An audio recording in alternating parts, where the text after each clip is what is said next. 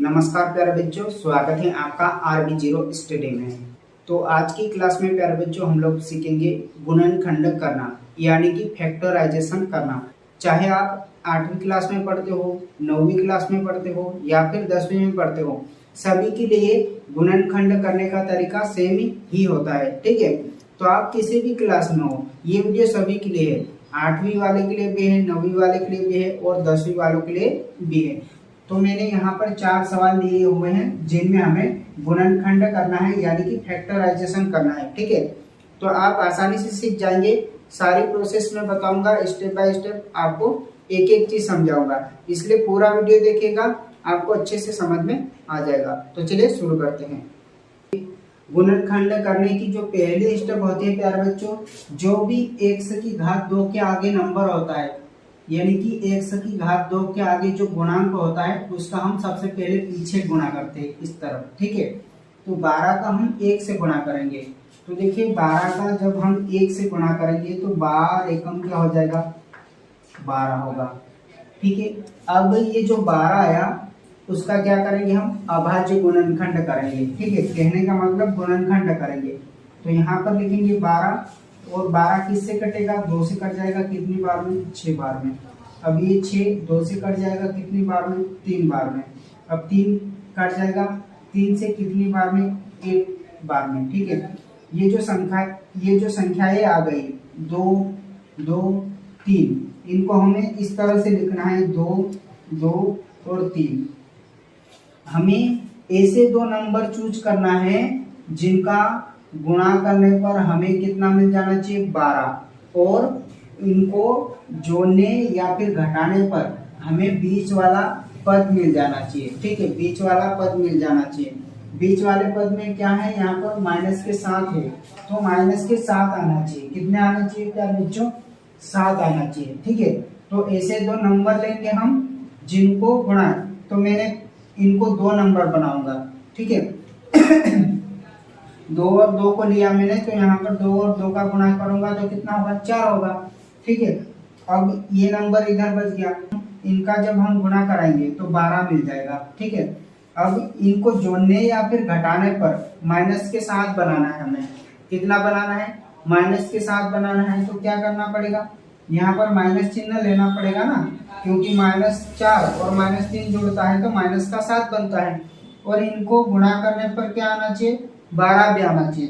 तो -4 का गुणा -3 से कर देंगे हम, तो क्या आ जाएगा, 12 भी आ जाएगा और बीच वाला पद भी आ जाना चाहिए। ठीक है, तो बीच वाला पद भी आ गया ना, यहाँ पर -4 और -3 को जोड़ेंगे तो -7 भी आ जाएगा।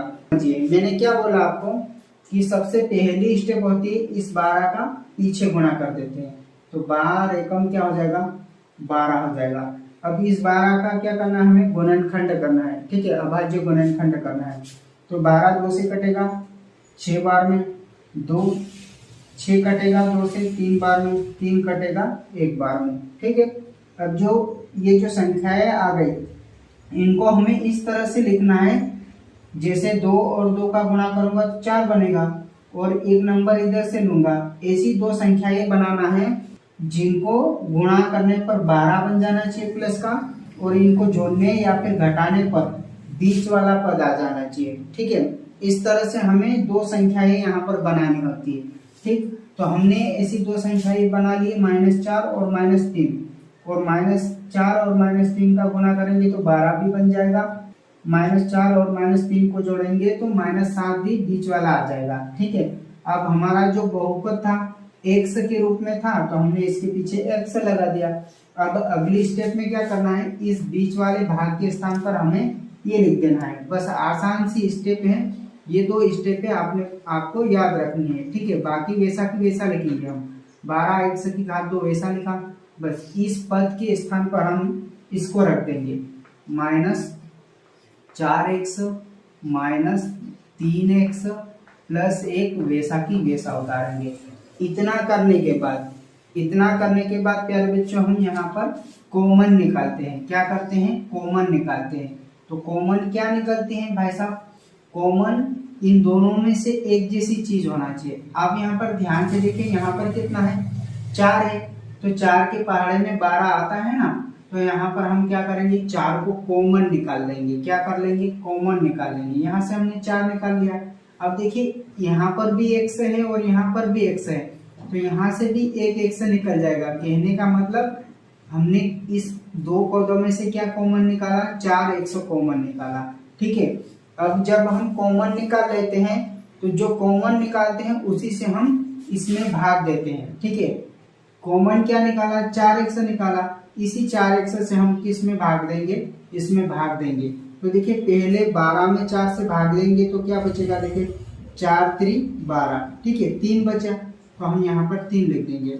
अभी x से x की घात 2 में भाग देंगे, x की घात 2 में x से भाग देंगे तो एक x से एक x कट जाएगा, तो यहाँ पर भी क्या बच जाएगा, x बच जाएगा।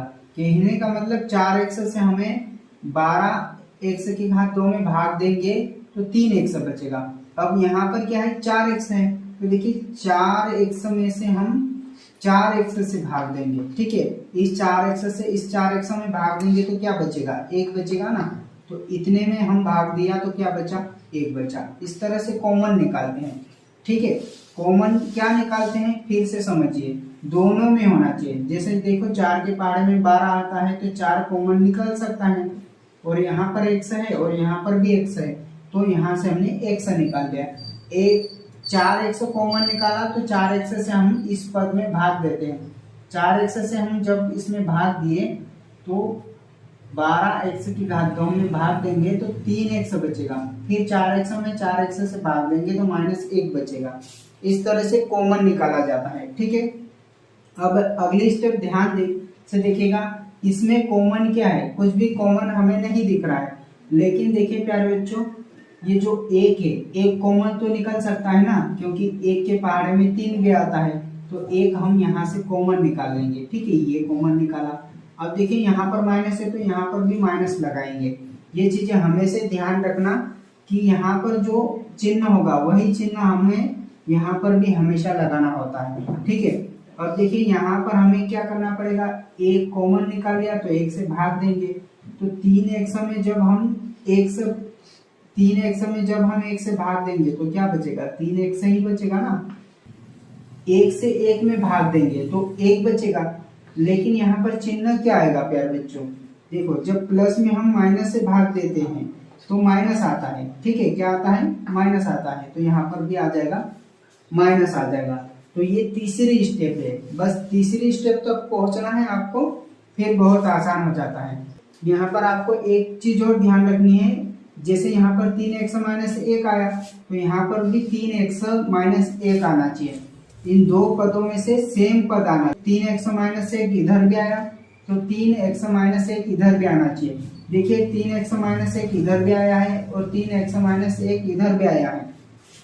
अब अगर आपके सवाल में इन दोनों पदों में अलग अलग आ रहा हो तो हो सकता आप गलत कर रहे हो, है ना, सेम आना चाहिए। तो मैंने आपको क्या समझाया कि यहाँ और यहाँ वाला पद सेम आना चाहिए। अब देखिए यहाँ पर भी सेम है और यहाँ पर भी सेम है, तो हम और कॉमन निकालेंगे। 3x -1 कॉमन निकल गया, ये यहाँ से बाहर निकल गया, तो इधर क्या बच गया, 4x बच गया। ठीक है, ये भी यहाँ से बाहर निकल गया, तो इधर क्या बच गया, -1 बच गया। तो इस तरह से आपको यहाँ से और यहाँ से ये कॉमन निकालने के बाद क्या बच जाता है, 4x -1 बच जाता है। और ये भी कहाँ पर लिखाया जाता है, ये भी कोष्टक के अंदर लिखाया जाता है। ठीक है, तो इस तरह से फैक्टराइजेशन किया जाता है, गुणनखंड किया जाता है। मात्र 3 स्टेप में गुणनखंड हो जाता है। तो मैं उम्मीद करूंगा पहला सवाल मैंने आपको बहुत ही डिटेल में समझाया है। ठीक है, इसी तरह से हमें 3 सवाल और करना है जिससे आप आसानी से समझ जाएंगे। ठीक है, जो भी x की घात 2 का गुणांक होता है उसका हम सबसे पहले पीछे गुणा करते हैं। ठीक है, तो 2 का गुणा 3 से करेंगे, 2 का गुणा 3 से करेंगे तो यहाँ पर क्या निकलेगा, 6 निकलेगा। अब ये जो 6 आया है इसका क्या करेंगे, हम गुणनखंड करेंगे इस तरह से।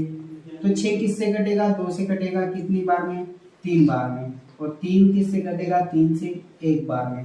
ठीक, अब हमें ये जो नंबर मिले हैं इनका हम इस तरह से चयन करेंगे कि इनका गुणा करने पर हमें 6 मिल जाना चाहिए और इनको जोड़ने या फिर घटाने पर हमें अंदर वाला भाग यानी कि बीच वाला भाग 7 मिल जाना चाहिए। ठीक है, तो ये कैसे होगा भाई, ये कैसे होगा ध्यान से समझिएगा, है ना। ये कैसे होगा, देखिए 2 और 3 का गुणा करने पर हमें तो 6 मिल जाएगा, ये तो मिल गया, लेकिन हमें बीच वाला लाना है।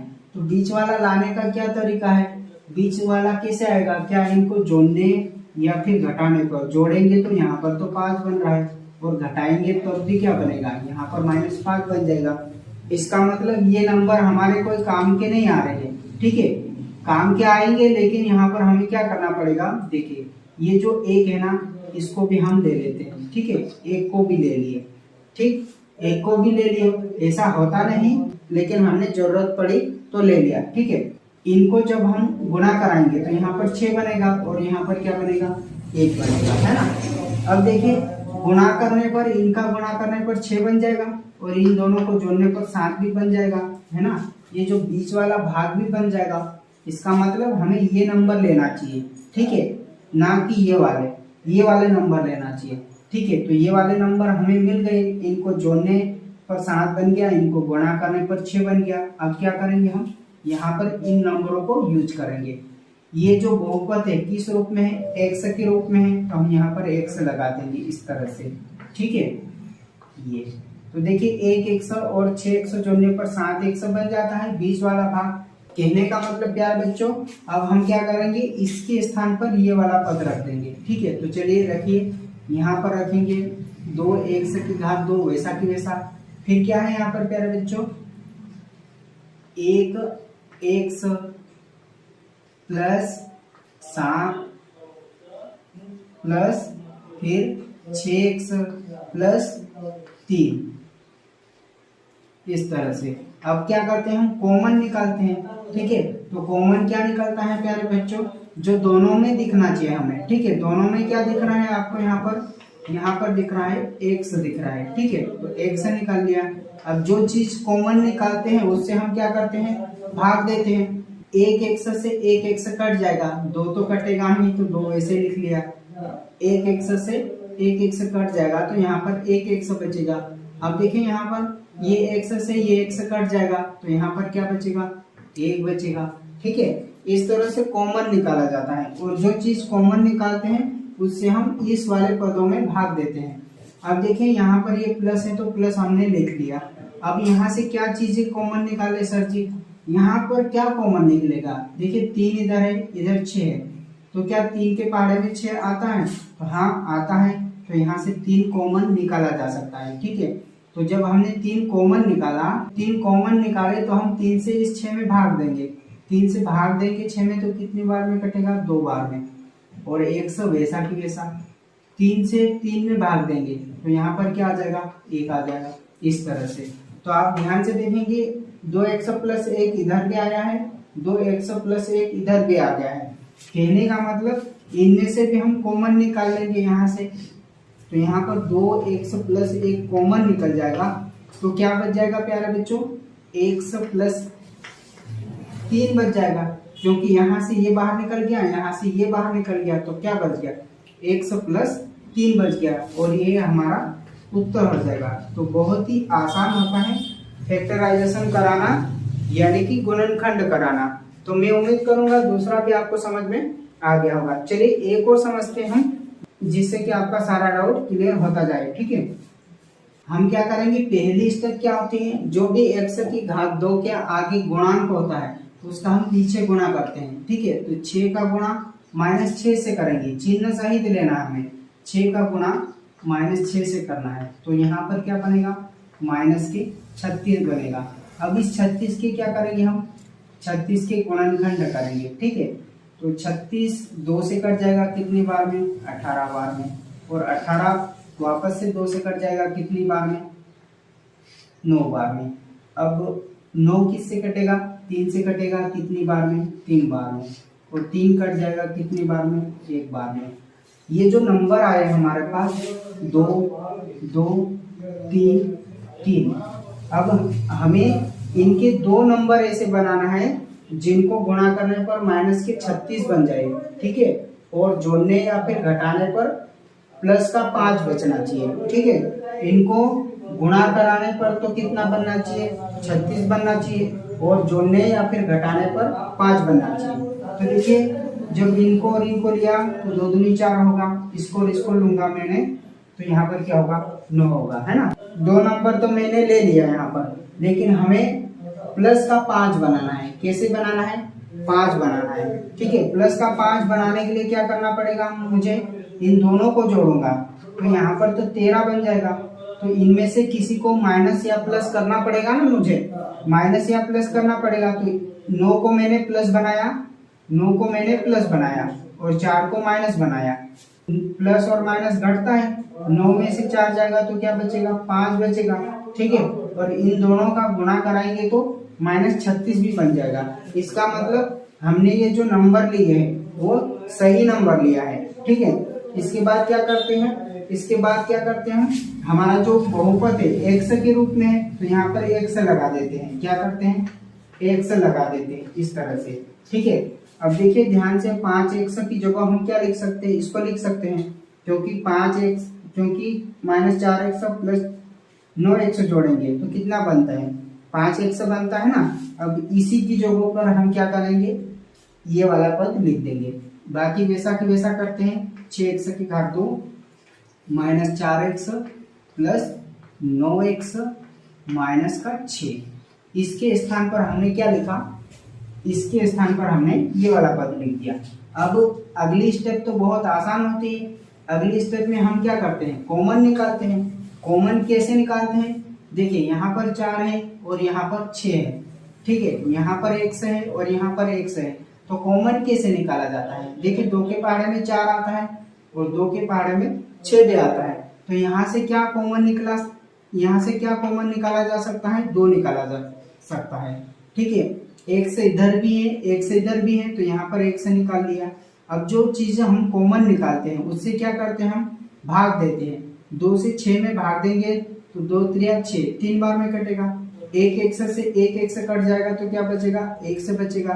ठीक है, फिर यहाँ पर माइनस है तो माइनस लगाओ। ये 2 से 4 में भाग देंगे तो 2 दूनी 4, 2 बार में कटेगा। x से 1 से कैंसिल हो जाएगा तो यहाँ पर क्या बचेगा, सिर्फ 2 बचेगा। ठीक है, फिर इधर क्या है, प्लस, तो प्लस ले लेंगे। अब यहाँ से क्या कॉमन निकलेगा भैया जी, यहाँ पर 6 है और यहाँ पर 9 है, तो 3 की टेबल में 6 भी आता है और 3 की टेबल में 9 भी आता है। तो यहाँ पर हम क्या कॉमन निकालेंगे, 3 कॉमन निकालेंगे। जो चीज कॉमन निकालते हैं उससे हम भाग देते हैं। 3 से 9 कटेगा कितनी बार में, 3 बार में, 3 त्रिया 9। 1 से नहीं कटा तो वैसा की वैसा लिख देंगे, और 3 दूनी 6 माइनस का 6। इस तरह से कॉमन निकाला जाता है। 3x माइनस 2 इधर भी है, 3x माइनस 2 इधर भी है, तो ये भी कॉमन निकल जाएगा। और हमेशा ध्यान रखना है, यहाँ पर सेम पद आना चाहिए। 3x माइनस 2 इधर भी आया और इधर भी आया, और ये आना चाहिए। अगर सेम नहीं आ रहा है इसका मतलब हम यहाँ पर कुछ गलत कर रहे हैं। ठीक है, चलिए सेम आ गया तो हम इन दोनों में से ये 3x माइनस 2 कॉमन निकाल लेंगे। जब यहाँ से ये बाहर निकल जाएगा और यहाँ से ये बाहर निकल जाएगा तो क्या बच जाएगा, 2x प्लस 3 बच जाएगा, और यही हमारा क्या हो जाएगा, उत्तर हो जाएगा, यानी कि गुणनखंड हो जाएगा, फैक्टराइजेशन हो जाएगा। तो इसी तरह से हम फैक्टराइजेशन करते हैं, यानी कि गुणनखंड करते हैं। ये जो सवाल है ये आपके लिए है, ठीक है, होमवर्क के तौर पर। तो अगर आपको यहाँ तक समझ में आया हो तो नीचे जो लाइक का बटन है उसे भी दबा दीजिएगा, और चैनल पे नए हो तो चैनल को सब्सक्राइब भी कर दीजिएगा। ठीक है, तो मिलते हैं अगले वीडियो में, तब तक के लिए जय हिंद, वंदे मातरम।